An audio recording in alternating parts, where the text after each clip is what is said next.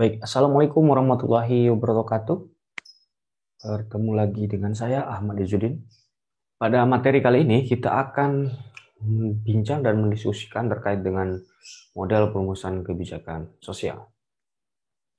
Model perumusan kebijakan sosial ini salah satu proses yang harus kita ketahui sebagai input dasar bagaimana kita sebagai perencana sosial itu harus memiliki unsur-unsur atau model-model yang Anda ketika menjadi seorang analis kebijakan paling tidak memiliki dasar bagaimana cara membuat model proses perumusan kebijakan sosial itu sendiri.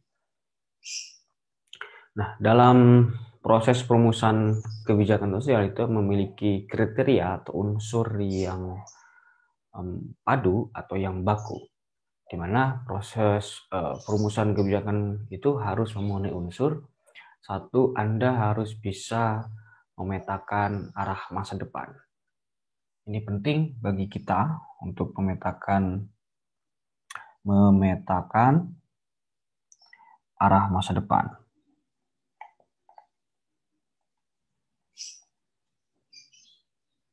Yang pertama. Yang kedua, Anda juga harus bisa memetakan dampak apa yang akan terjadi ketika Anda melakukan ataupun menyusun sebuah kebijakan, karena itu akan berdampak kepada penerima manfaat dari kebijakan itu sendiri. Selanjutnya, Anda harus memiliki nilai inovasi dan kreatif tentunya.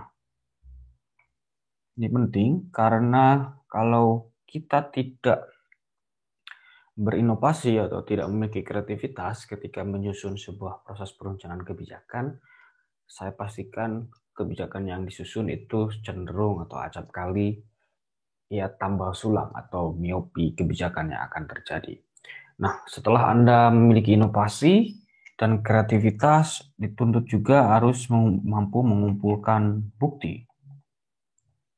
Mengumpulkan bukti ini erat hubungannya dengan proses riset penelitian. Nah, nanti kita akan belajar dan mengetahui bagaimana mengumpulkan fakta-fakta atau bukti-bukti sosial yang berkembang. Tentu dalam hal ini ketika kita menyusun proses perumusan kebijakan dengan menyertakan bukti-bukti itu harus bersikap inklusif. Kenapa? Karena harus mampu menerima masukan-masukan dari orang lain. Selanjutnya, ketika Anda menyusun proses perumusan kebijakan, Anda juga dituntut untuk melakukan evaluasi secara menyeluruh. Evaluasi kebijakan yang ada tentunya ya. Bagaimana kebijakan yang ada, lalu bagaimana implementasi kebijakan yang kira-kira yang tepat untuk menyelesaikan persoalan atau problem yang kita susun dalam proses perumusan kebijakan itu sendiri. Nah, semua ini, proses ini harus berbasiskan review bagaimana kebijakan-kebijakan sebelumnya itu mampu dicatat dan diberikan sebuah state of art-nya kira-kira seperti apa. Nah, setelah itu Anda bisa setelah melakukan review, Anda harus memetakan kira-kira pekerjaan proses perumusan kebijakan ini harus berdasarkan kepada apa yang akan dikerjakan.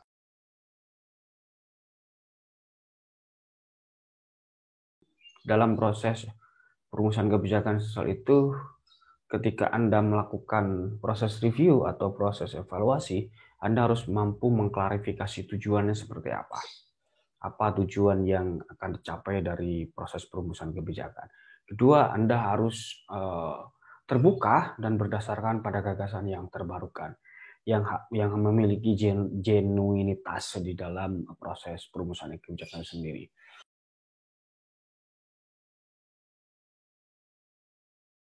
Yang ketiga, Anda harus mampu mendesain kebijakan melalui kajian penelitian. Ini penting karena kebijakan yang baik itu harus berdasarkan fakta-fakta di lapangan yang saya sebutkan sebelumnya.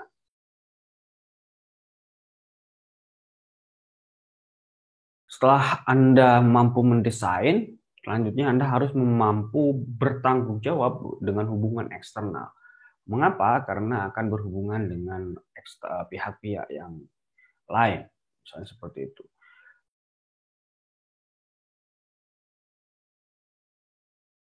Yang kelima, Anda juga harus mampu diharapkan lebih cermat dan teliti. Selanjutnya, Anda membangun konsekuensi efektif dari hasil umpan balik dan dari evaluasi kebijakan yang dilakukan. Baik, nah, setelah Anda memahami kriteria atau unsur perumusan kebijakan sosial, tentu kita harus mengetahui model-modelnya. Model dapat diartikan sebuah penyederhanaan sesuatu yang abstrak dari permasalahan yang dihadapi.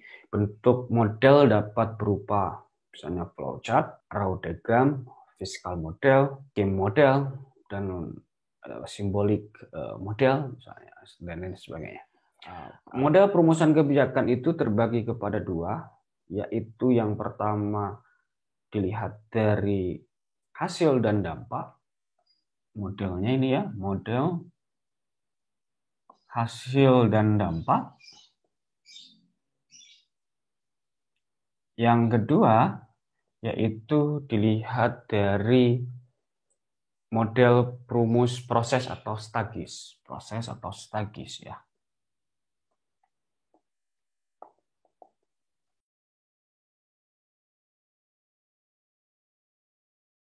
Maka kalau kita lihat dari model hasil dan dampak, dapat diartikan bahwa proses perumusan itu dilakukan secara struktural, membantu untuk melakukan prediksi sebab akibat yang timbul dari ada atau tidaknya suatu perubahan. Nah, model dari hasil dan dampak ini paling tidak saya bisa petakan menjadi 5 hal ini. Yang pertama adalah model rasional, yang kedua model inkremental, yang ketiga model komparasi, yang keempat model mixed scanning, kelima model institusional. Nah, untuk model proses stagis kita akan lanjutkan di materi ataupun video yang lainnya.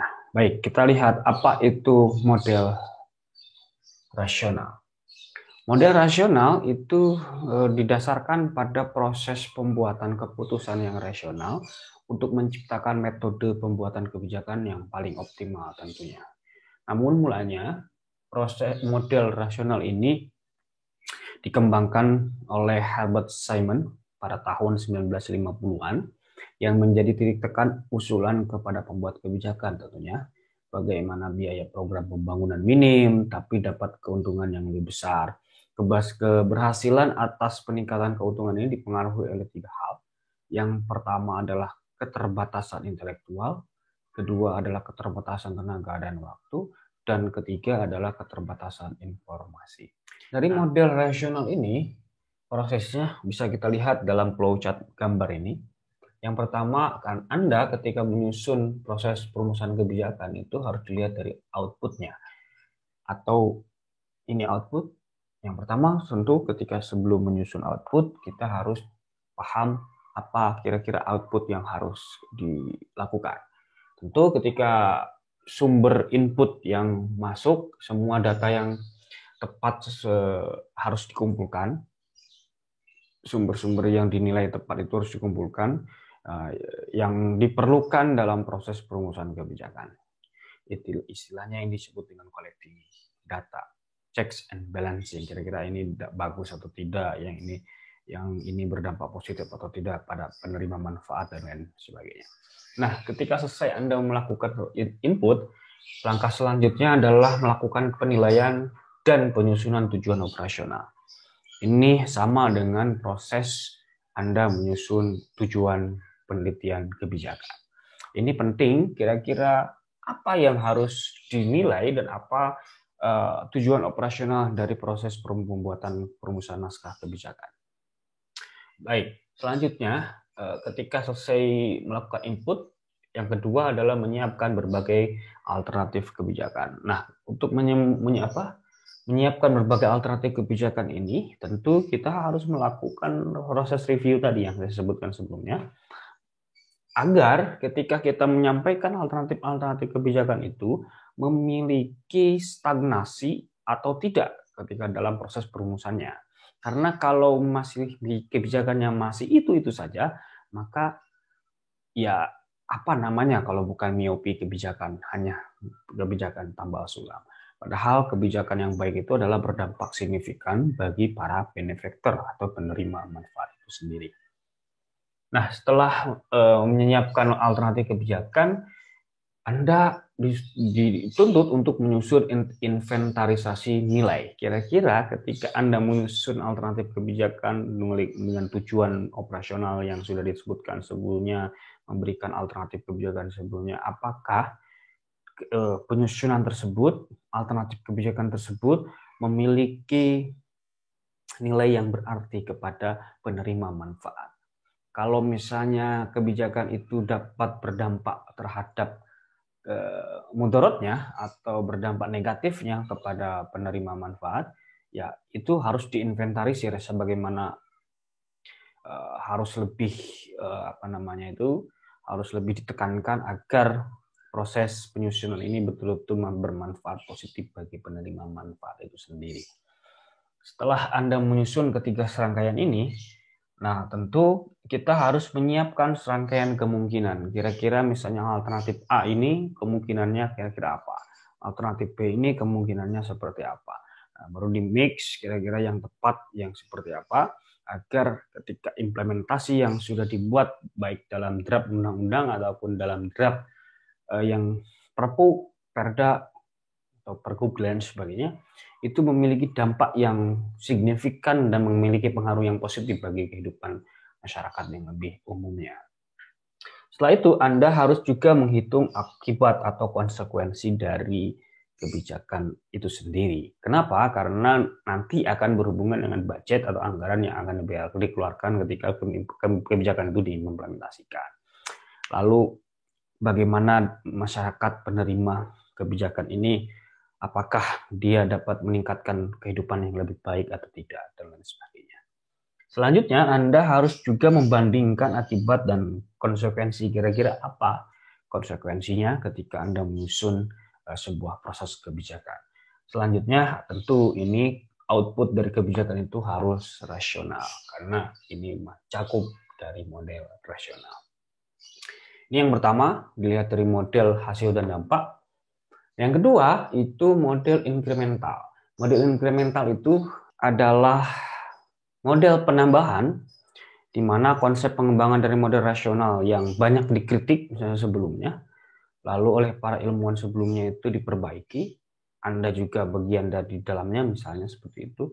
Nah, dari hasil perbaikan ini, maka disepakati bersama dengan model baru atau yang disebut dengan model inkremental untuk model penambahan.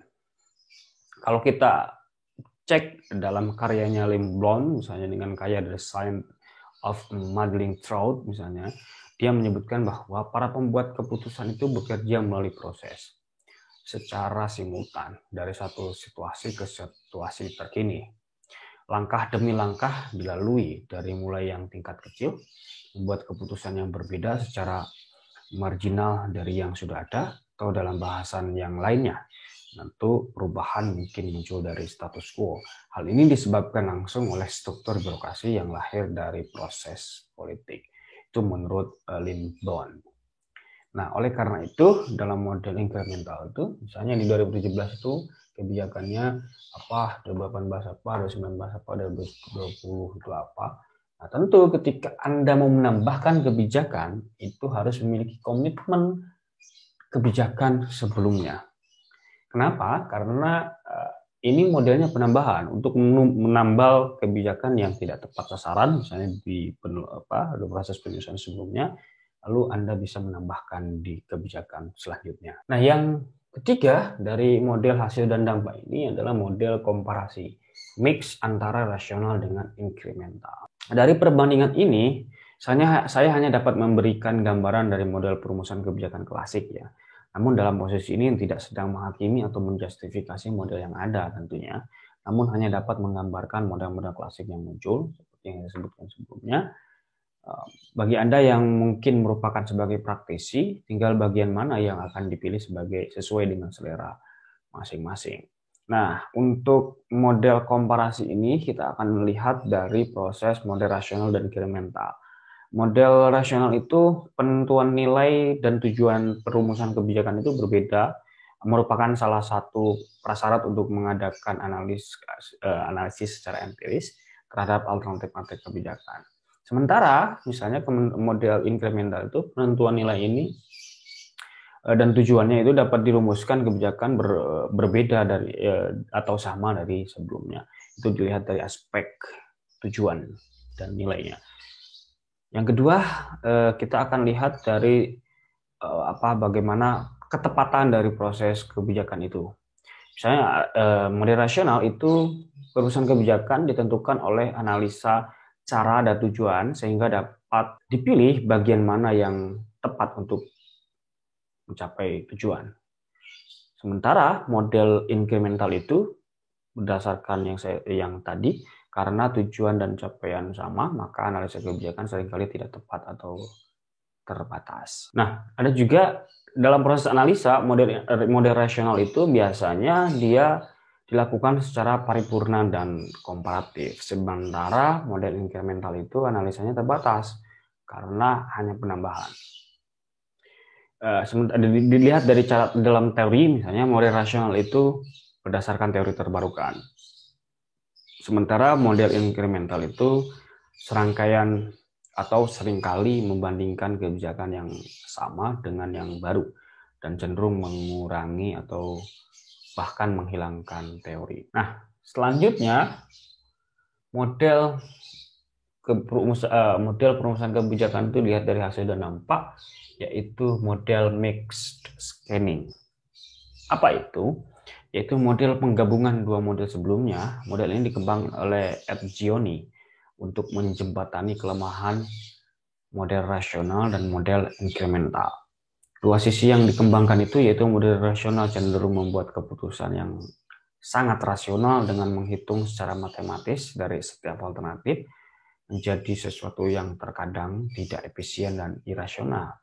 Sedangkan model inkremental cenderung mempertimbangkan status quo yang juga dapat menghambat kebutuhan dan perubahan yang dialami oleh masyarakat itu sendiri. Dalam model mixed scanning ini, unsur yang dikembangkan yaitu keputusan fundamental atau context weighting decision dan keputusan inkremental atau bit decision. Keputusan fundamental itu keputusan-keputusan yang disusun dari seleksi menyeluruh terhadap alternatif utama yang diambil para pembuat kebijakan dalam rangka untuk mencapai tujuan. Sementara keputusan inkremental atau bit decision itu keputusan-keputusan yang dibuat secara inkremental atau perubahan sedikit mungkin dari keputusan fundamental yang dibuat sebelumnya. Jadi, dalam model mixed scanning ini sebetulnya mencoba menawarkan alternatif yang terbaru di antara dua perdebatan rasional dan inkremental, sehingga mengambil kebijakan yang lebih baru tentunya. Yang kelima, sebagai model perumusan kebijakan dilihat dari hasil dan dampak itu adalah model institusional. Dalam model institusional itu merupakan penggambaran tentang struktur organisasi, tugas dan fungsi pejabat publik tentunya. Mekanisme kerja dan hubungan antar kelembagaan pemerintah dilihat dari lintas sektoral yang ada. Misalnya cerminan pola dan tingkah laku individu, namun perlu kehati-hatian dalam menilai keterkaitan antar lembaga negara yang ada. Nah, proses perumusan kebijakan model institusional ini yaitu perumusan kebijakan yang bersifat tradisional karena fokus dan pusat perhatian model ini terletak pada struktur organisasi pemerintahan. Baik dilihat dari aspek legitimasi secara hukum, implementasi secara universal, ataupun bersifat monopoli hanya dilakukan oleh pemerintah itu sendiri. Nah, maka model institusional ini kita harus melihat konstitusi negara demokrasi atau negara Indonesia. Konstitusinya kan ada 3, eksekutif, legislatif, dan yudikatif. Nah, dari model ini tentu kita harus berhubungan dengan beragam stakeholder yang ada. Misalnya, seorang eksekutif menyusun sebuah proses perumusan kebijakan, lalu mengundang para analis kebijakan untuk berperan aktif dalam proses perumusan kebijakan. Namun, seringkali dalam proses perumusan kebijakan, kita harus bersinggungan antara stakeholder satu dengan stakeholder yang lain, terutama dalam proses penyusunan perubahan undang-undang yang dikembangkan. Nah, ini akan berhubungan erat dengan para lembaga legislatif yang di dalamnya diisi oleh para politisi.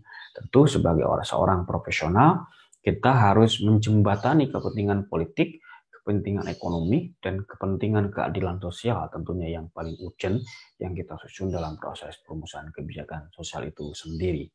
Oleh karena itu, dalam kesempatan kali ini, model hasil dan dampak ini paling tidak ada 5 ini yang saya tawarkan sebagai sebuah landasan berpikir, landasan bertindak, dan landasan struktur paradigmatik dalam proses perumusan kebijakan sosial. Mudah-mudahan ini menjadi sebuah manfaat dan input kebaruan ilmu pengetahuan bagi Anda semuanya. Terima kasih atas perhatiannya. Assalamualaikum warahmatullahi wabarakatuh.